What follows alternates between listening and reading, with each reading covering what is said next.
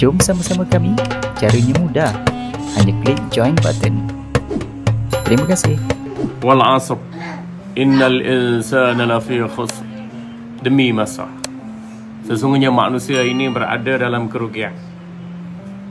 Illal ladzina amanu wa 'amilus shalihat.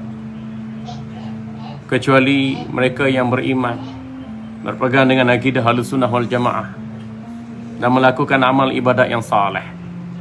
Wa tawasaw bil haqq. Dan mereka yang berpesan dengan kebenaran. Wa tawasaw bis sabr. Dan mereka yang berpesan dengan kesabaran. Sadaqallahul azim. Sidang follower, para jemaah, para murid yang dikasihi sekalian, alhamdulillah pada malam ini kita masih lagi diberi bantuan subsidi dan disambung kontrak nyawa oleh Allah sehingga ke saat ini. Walaupun kita menghadapi cabaran COVID-19 sebagai satu fenomena pandemik global, tetapi ia masih lagi memberi kekuatan pada kita untuk beriman dan beramal soleh bagaimana yang dikehendaki oleh Allah Subhanahu Wa Taala dan Rasulnya. Maka keutamaan kita ialah beriman dan beramal soleh pada Allah Subhanahu Wa Taala. Iman dan amal ni tak kira musim. Musim senang, musim susah, musim kaya, musim miskin, musim panas, musim sejuk, musim baksa, orang ramai susah, papa kedana, miskin. Waddarra, atau musim kita dalam keadaan ditimpa musibah, malapetaka, mara bahaya ataupun bala. Maka kita sentiasa komitmen atau istiqamah dengan iman dan amal soleh, bagaimana yang dituntut di dalam ayat surah Wal 'Asr yang kita bacakan tadi.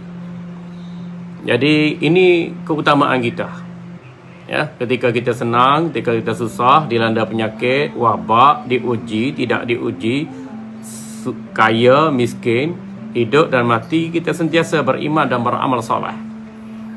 Ini yang paling utama dalam kehidupan kita, bahkan menjadi tujuan diciptakan jin dan manusia. Wa ma khalaqtul jinna wal insa illa liya'budun. Tidak aku ciptakan jin dan manusia kecuali untuk mengabdikan diri kepadaku, kepada Allah.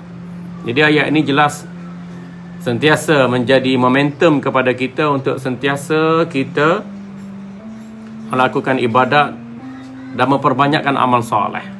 Jaga solat, jaga puasa-puasa sunat, bahkan boleh digabung sekali dengan niat qada ketika Muharram ni. Kemudiannya kita bangun qiyamul lail, solat sunat taubat, solat tahajud, ya, solat istikharah, ya, solat hajat dan solat witir pada malam hari. Begitu juga pada siang hari kita menunaikan solat-solat sunat yang mengiringi solat fardu, seperti solat sunat rawatib, qabliyah, ba'diyah, muakkadah, ghairu muakkadah. Begitu juga kita sentiasa berkomitmen menunaikan solat sunat isyraq. Bila habis daripada waktu subuh nak masuk pada waktu duha tu dikatakan waktu isyraq, waktu matahari mula naik bercahaya, waktu isyraq. Dan lepas waktu isyraq tu dalam 15 dan 20 minit, maka kita tunaikan solat duha pula, ya. Ini kita sentiasa beri komitmen dengan amal soleh. Lepas tu zikir, wirid, selawat, doa, jangan tinggal. Biarlah orang tua meninggalkan kita, anak meninggalkan kita, isteri meninggalkan kita, suami meninggalkan kita, wang ringgit meninggalkan kita, kesihatan meninggalkan kita, tetapi iman dan amal soleh itu naklah sentiasa bersama, sehati, sejiwa, senada, seirama dengan hidup kita. Maulah kita sentiasa diberi taufik dan hidayah oleh Allah ke jalan yang lurus. Selain daripada kita menunaikan salat fardu, salat sunat, berpuasa, berzikir, berwirid, berselawat, berdoa, maka dalam bulan Muharram ini juga kita digalakkan memperbanyakkan sedekah. Dan sedekah yang lebih utama ialah kita menafkahkan perbelanjaan itu kepada isteri dan anak-anak kita lebih utama, ya. Kemudian pada kaum kerabat, adik-beradik, ipar dua, jiran tangga, mak bapak, ya, mak bapak, adik-beradik, ipar dua, jiran tetangga, jiran yang jauh, jiran yang dekat, ya. Kita memperbanyakkan sedekah. Dan sedekah ni ada martabat dia. Selain daripada sedekah RM1, kita sedekah barang-barang, makanan, pakaian, dan kita juga boleh wakafkan apa pemilikan yang kita ada. Sama ada wakaf tunai, atau wakaf harta benda, atau wakaf manfaat, dan seumpamanya. Begitu juga di bulan Muharram ini, kita bersikap mesra dengan anak yatim. Ya, bersikap mesra dengan anak yatim. Tak kira lah anak yatim tu anak jiran ke, anak adik-beradik ke, anak buah ke, anak angkat ke, atau memang anak yatim suku sakat yang jauh yang kita tak kenali keturunan mereka, maka sayogianya mengambil sunnah Nabi SAW untuk kita sentiasa bersikap prihatin, penyayang dan mesra kepada anak yatim, ya. Dan antara amal soleh juga ialah kita memperbanyakkan dengan zikrullah, ya, terutamanya ketika pandemik melanda ini. Berzikrullah, beristighfar, gunakan sayyidul istighfar, ya.